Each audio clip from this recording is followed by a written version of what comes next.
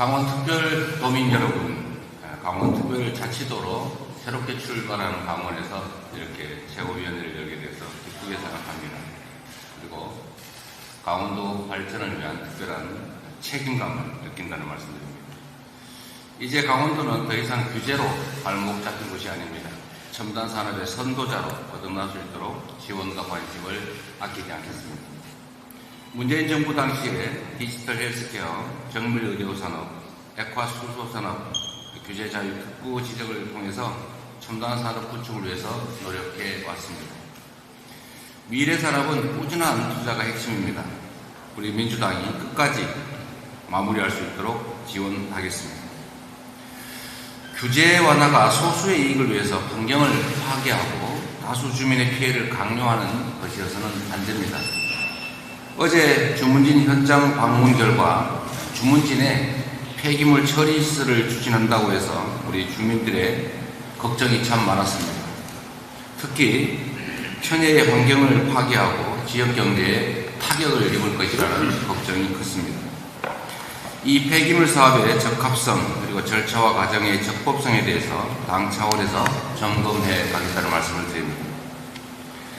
강원특별자치도는 앞으로도 해야 할 일이 너무 많습니다.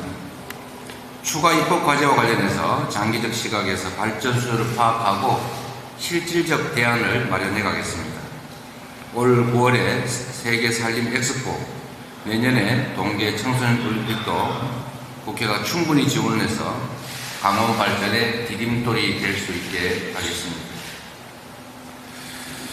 부채 폭탄이 민생 경제를 덮쳐오는데도 정부 여당은 묵묵부답입니다. 한국은행 발표에 따르면 자영업자 대출 잔액이 코로나19 전인 2019년 말보다 무려 50.9% 증가해서 1033조 7천억까지 치솟았다고 합니다. 가계 기업의 신규 연체율도 전년 대비 2배 이상 증가했습니다. 특히 지난해 하반기에 늘어난 가계대출 연체액의 62%가 다중채무자, 소득 하위 30% 같은 취약차주들입니다.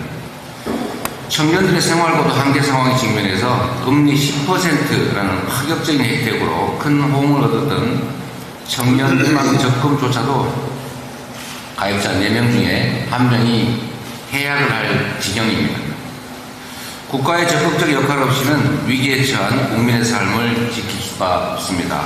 살기 위해서 빌린 돈이 삶을 옥죄는 일이 없도록 치솟는 물가와 공공요금 부담에서 서민과 취약계층을 지켜내야 합니다. 벼랑 끝에 삶이 내몰린 국민은 더 이상 기다릴 여유가 없습니다. 정부 여당이 나서지 않는다면 야사당 협의를 통해서 추경을 추진하겠습니다. 국가 대신 국민이 빚을 지는 이 불합리한 상황을 더 이상 방치해서는 안 됩니다. 입시제도 관련해서 참으로 혼란이 많습니다.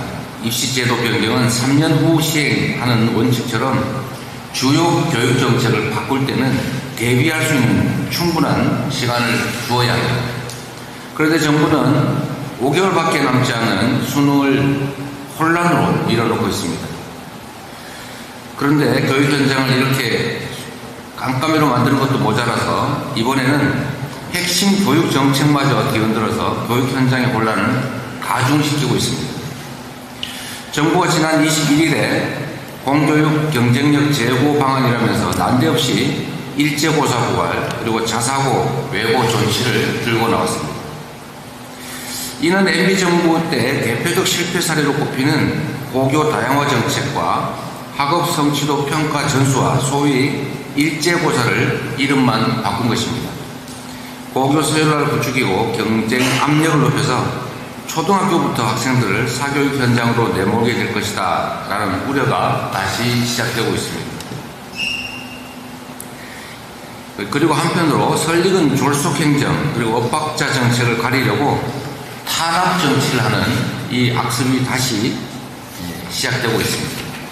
악화된 여론을 잠재우려고 적을 만들고 칼을 휘두르는 윤석열 정부식 위협 정치가 판을 칠수록 국민의 불안과 불신은 더 커진다는 점 명심하기 바랍니다. 지금 정부가 해야 할 일은 교육 현장의 혼란과 불안을 하루빨리 수습하는 것입니다. 긴 호흡으로 공교육 정상화를 위한 중장기적이고 근본적인 대책을 마련해 줄 것을 다시 한번 촉구합니다. 이상입니다.